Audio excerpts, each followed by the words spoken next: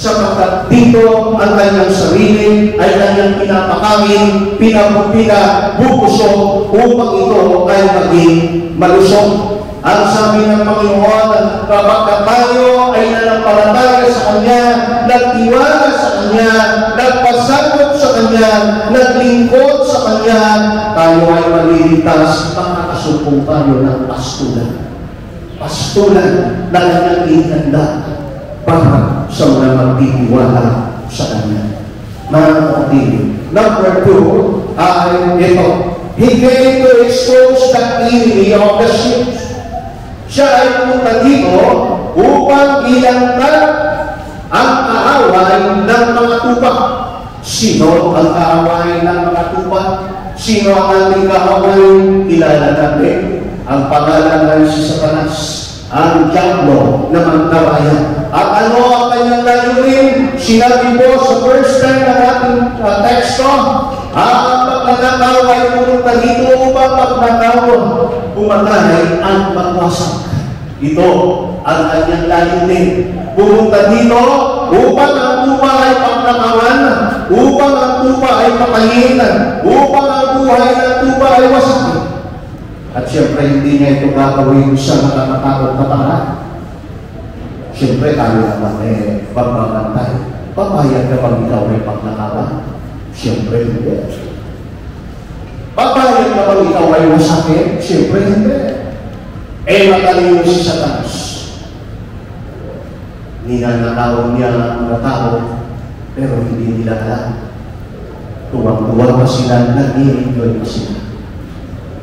Ang hindi nila alam, marami nang ninanaw ang diablo sa kanila.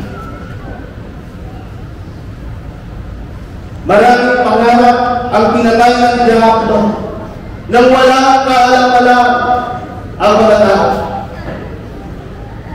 Yung mga kabataan nagpapraktis dyan sa baba ay aking naalala. Dahil sa labis na pagsunod sa gusto ng kaaway na sila ay magnakawan, wasakin, patayin ang pangarap, sabi doon sa kanta, at anong nilapitan ang iyong pinanluluha at ang tanong anak, ba't ka nagkanyan? Hindi ang kailangan ko. Ganyan po ang diablo. Magnanakaw, mamamatay ng pangarap, ng pag-asa, ng tao. Ganyan siya. Ipinapakilala niya ni Jesus. Ang balik-balik sa niya, pero hindi mo alam, pinapatay ka mo tinutip. At ang ultimate na kanyang lalunin ay tanging na doon sa impyerno. Pero salamat, pumunta dito si Jesus upang tayo ay iligtas niya. Amen? Hallelujah! Kaya huwag mapayag na ikaw ay pagnakawan ng diablo. Ang diablo ay binigyan tayo ng maling layunin. Anong maling layunin? Sarili. Pasayahin ang sarili. Hindi masamang pasayahin ang sarili. Pero dapat ay Diyos muna ang una natin pasayahin. Amen? Dahil tayo ay naging self-centered. Ang ating natural na inuuna ay ang ating sarili. Me, myself, and I. Kung ano ang makapagpapasaya sa akin, tungan ako. Without knowing na ang Panginoon ay nalulungkot. Pero salamat na iba na ngayon. Dahil ang una sa atin ngayon ay ang Panginoon. Amen? Si Lord ba ang inyong priority? Dahil ito ang alam natin layunin nagpagkalikha sa atin at sabi mga kapatid dito sa Isaiah chapter 47 verse 7, sila ang aking bayan at sila ay aking nilalang upang ako ay bigyan ng kaluwalhatian.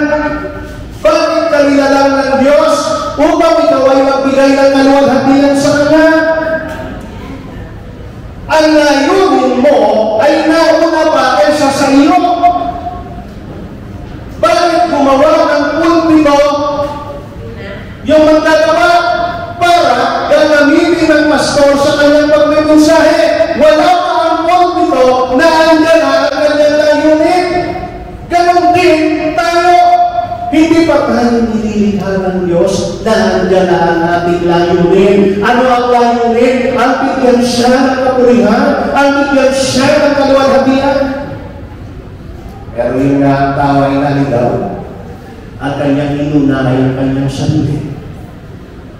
At ako'y naniniwala na ang mga mananampalataya ay ganito na ang pag-iisip to please God for the glory of God. Amen?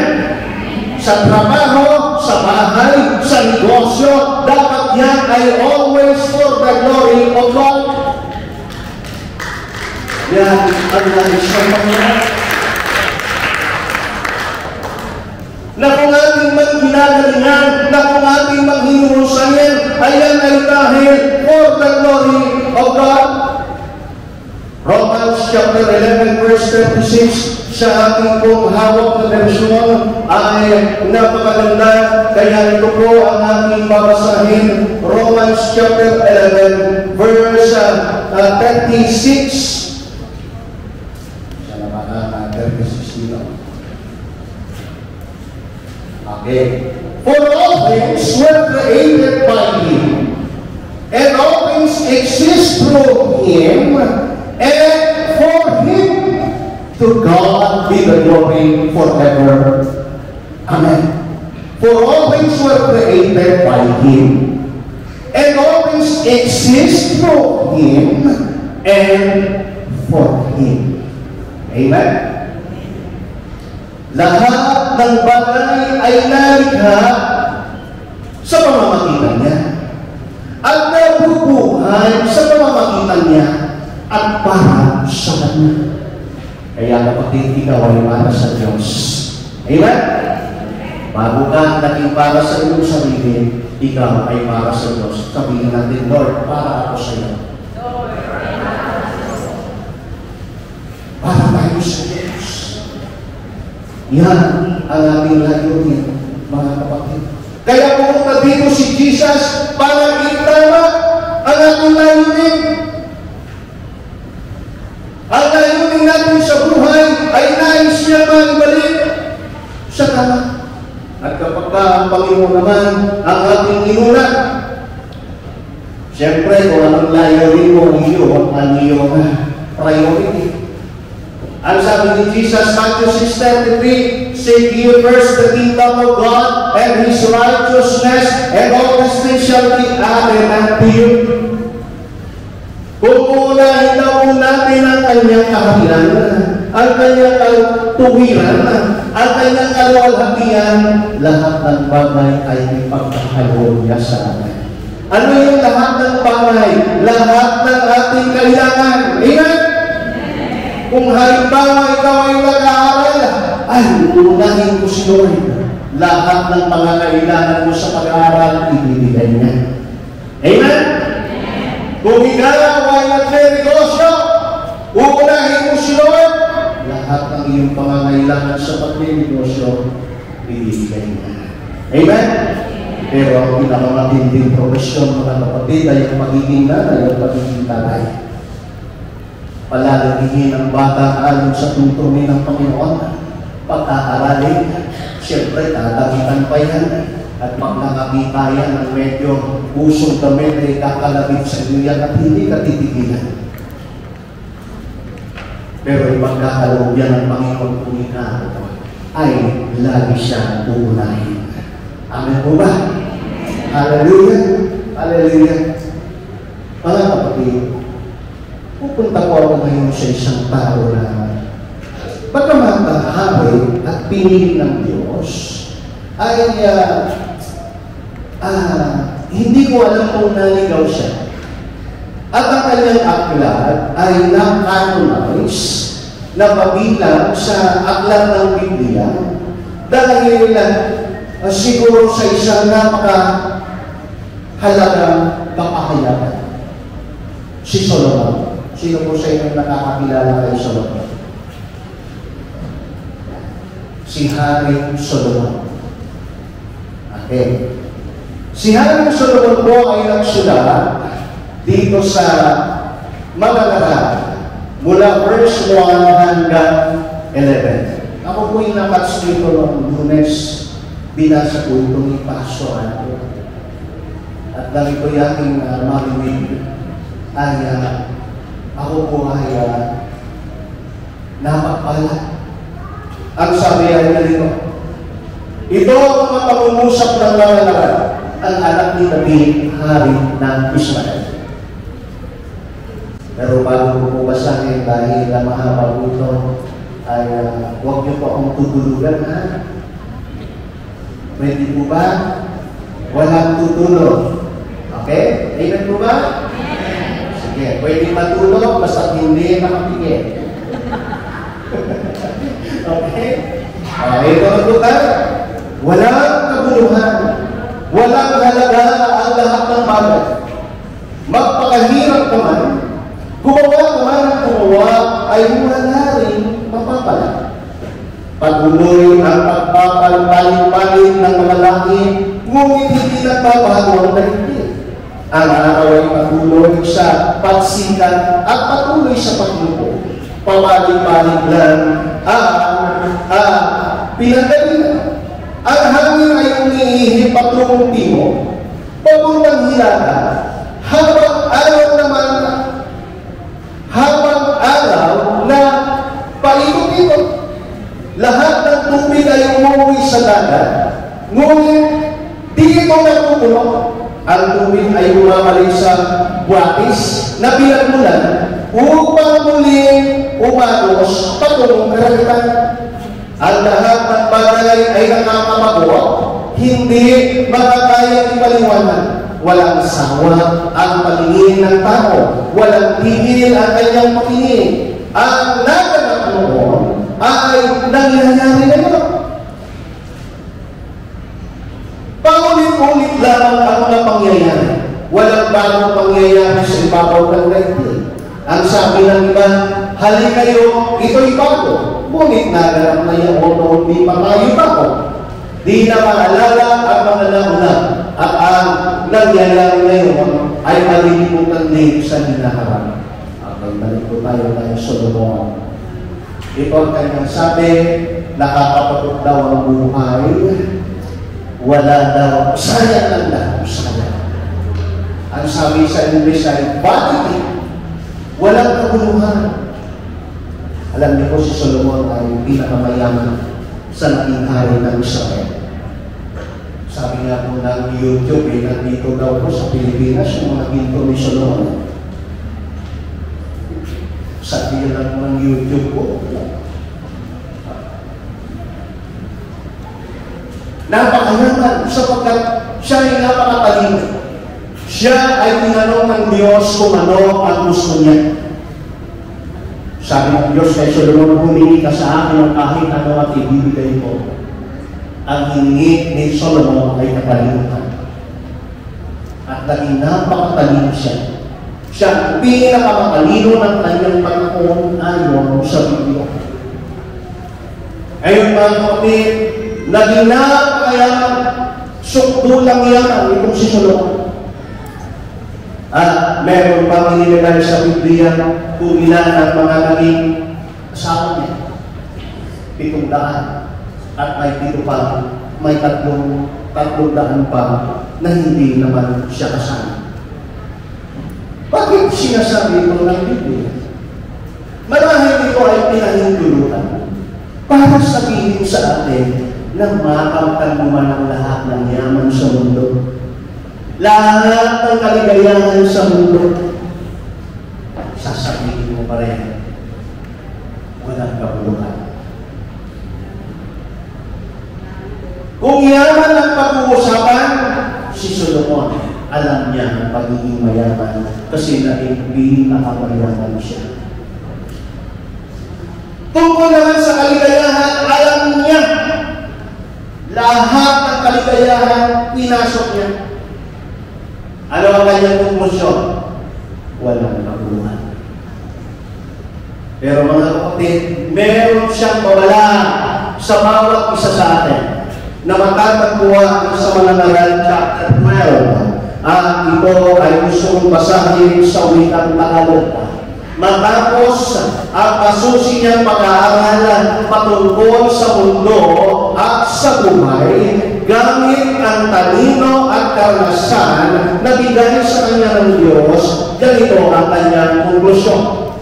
Sa kabila ng lahat ng ito, isa lamang ang aking masasabi, matakot ka sa Diyos at sundin mo ang kanyang mga utos, pagkat ito ang buong katungkulan ng tao. Amen? Ito pala ang ating tungkulin, ang matakot sa Diyos at sumunod sa kanyang utos. Kaya nga ang mga pastor ay nalagyan yan para ang mga miyembro ay handa sa paglilingkod. Amen? Ang pastor po ay hindi na rito para lang paglingkuran ng mga miyembro. Turuan ng miyembro, i-comfort ang miyembro, bisitahin ang miyembro. Isa naman po yun sa mga pastor. Pero ang main task niya ay turuan ng miyembro na maglingkod sa Panginoon. Sumunod sa Panginoon. Alin ang susundin? Lahat.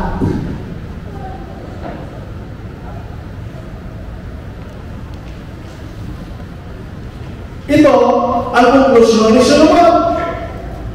Matakot ka sa Diyos at sundin mo ang kanyang mga utos, pagkat ito ang buong natungkulan ng tao. Nabanggit kanina ni Pastor ang ating mga mahal sa buhay. Lalo-lalo na po ang mga tatay, ilan po ang tatay dito. Ako, isa, dalawa, tatlo, apat, lima. Maghahalin na kasi yung anak ko magiging tatay na yan. Okay?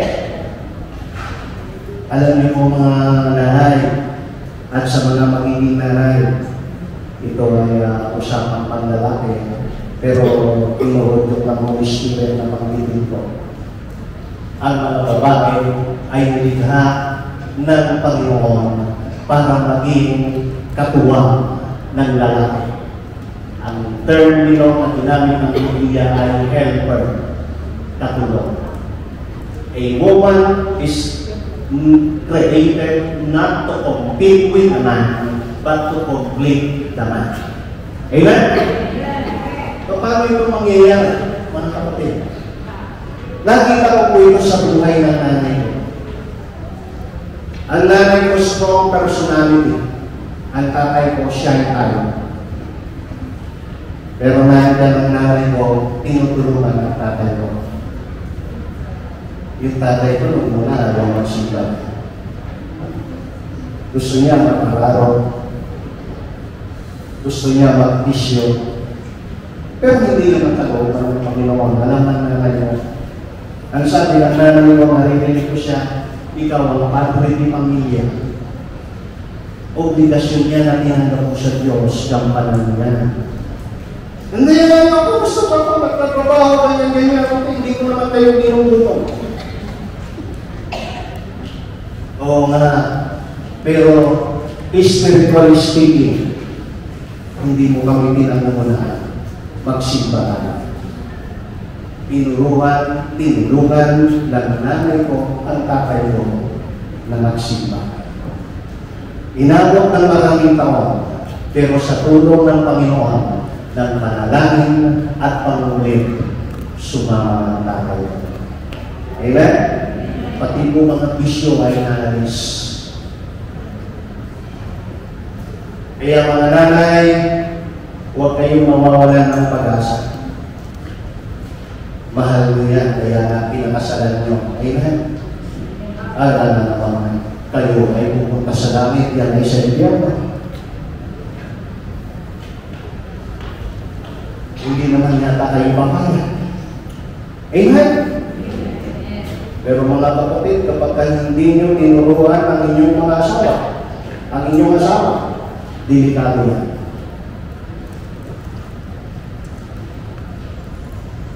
para yan ay mapunta sa impyerno. Kayo ay nilalang ng Diyos upang maging katuwang, katulong ng inyong asawa, hindi lang sa paghahanap buhay, hindi lang sa pagbuo ng pamilya, kundi primarily sa kanyang tungkulin sa Diyos na kanyang nakakaligtaan. Bakit ka nakakaligtaan? Masyadong malakas po ang tukso para sa mga lalaki. Tingnan niyo lahat ng advertisement. Mga lalaki ang pinupunteriya.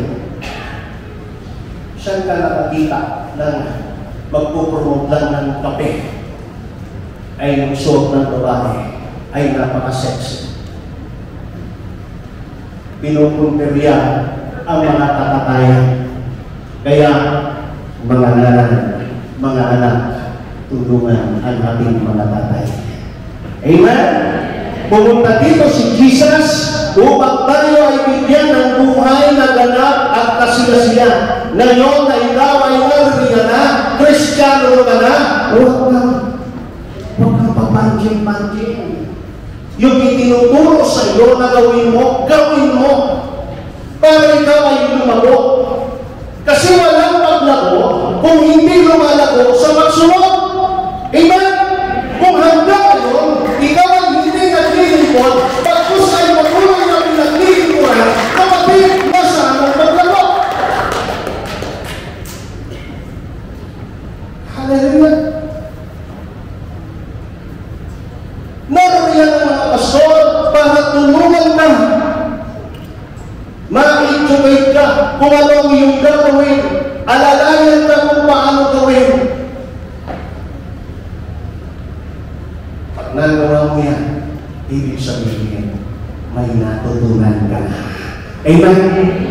Hindi mo masasabi. Hindi, alam mo na yan, narinig mo yan, natutunan mo na yan. Well, ginawa ba? Habang hindi mo ginagawa, hindi mo mapapatunayan na natuto ka na. Meron pa kang madali. Yung ibang nag-drawing ka, nakikita mo. Ang galing na mag-drawing, ikaw lang mag-drawing. Mahirap, di ba? Pero pag mapraktisin mo, kahit pa paano, makukuha mo. Well, dali-dali lang mag-bike, sure, simple-simple lang, kung hindi ka marunong mag-bike, pag hindi mo papraktisin, hindi ka matutulog. Amen mo ba? Ganun din po sa ating pananampalataya, mga minamahal kong kapatid. Pero salamat sa Diyos sa kabila ng ating mga pagkukulang bilang mga mananampalataya, may pagkukulang pa rin po tayo, hindi po ba? Tulungan tayo ng ating Panginoon na ang ating desire sa buhay na ito bilang mga mananampalataya ay maging kagaya ng desire ni David. Hindi rin po perfecto si David na kagaya natin, pero napakaganda ang kanyang desire. Ang sabi sa Habakkuk 27 verse 4 ay ganito, "One thing I ask of the Lord, this is only do I seek, that I may dwell in the house of the Lord all the days of my life, to gaze on the beauty of the Lord and to seek Him in His temple." Ito ang numero 1 sa pangarap ni David. Ang lumaki siya sa templo para ano? Para hanapin si Lord. Amen? Hallelujah! Kapatid, napakaganda na naisip. Kaya sa kanyang templo, hanapin natin ang kanyang presensya. Remember, He gave for you. Pumunta siya dito para sa iyo. Ang iyong kasalanan, mula noon hanggang sa hinaharap, kung ikaw ay sumampalataya kay Kristo, yan ay kanya lang binayaran. At kanya lang pinapakadalahanan, huwag naniniwala sa diablo. Huwag patatanayin sa kagustuhan ng diablo. Sumunod, makinig sa boses ng Panginoon. Kasi siya ay nag-alay ng buhay para sa atin. Ang sabi na natin namin, sa lahat ng panahon, Diyos ka sa amin. Diyos na sa amin ay nagpapala, nag-iingat, kumakalinga, nakakabang, nakakawa, nagpapala. Diyos din na aming kinikilala, pinaglilingkuran, pinagpapasakupan. Amen? Minsan, nalilimutan natin, mga kapatid, ang gano'n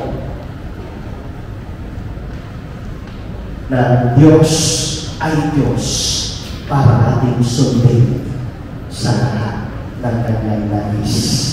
Amen? Madalas, Lord, tulungan mo ako. Lord, bless mo ako. Maganda yun. Kasi pagpapahayag ng pananampalataya. At salamat, dahil kabilang din sa ating sigaw, Lord, tulungan mo ako na lumawag sa ating buhay espiritual. Amen po ba? Tulungan mo ako na lalo maging mainit, maging mahalap sa pananampalataya. Tulungan mo ako na lalo maging matatag sa pagkakita ay aking Diyos, aking Panginoon. Amen? Kaya walang Kristiyano na sarili ang sinusunod. Na pagka hindi niya gusto ay ayaw niya. Si Jesus na kahit sinabi niya, Lord, Ama, Father, kung pwede, huwag nang mangyari ito, huwag na akong ipahalo sa cross. Pero sinabi niya, pero hindi ang gusto ko, kundi ang gusto mo. Amen? Dapat sa ating mga mananampalataya ay ganun din.